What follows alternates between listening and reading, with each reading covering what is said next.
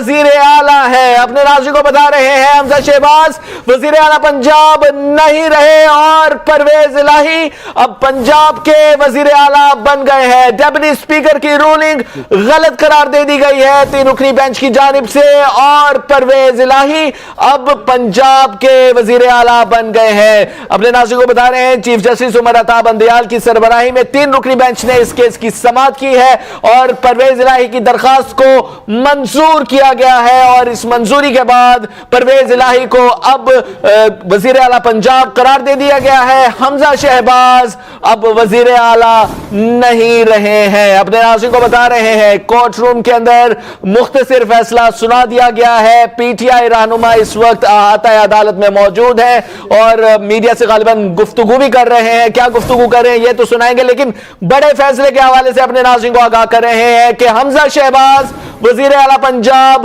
نہیں رہے ہیں. چیف جسٹس عمر عطا بندیال کی سربراہی میں 3 رکنی بینچ نے فیصلہ سنایا ہے.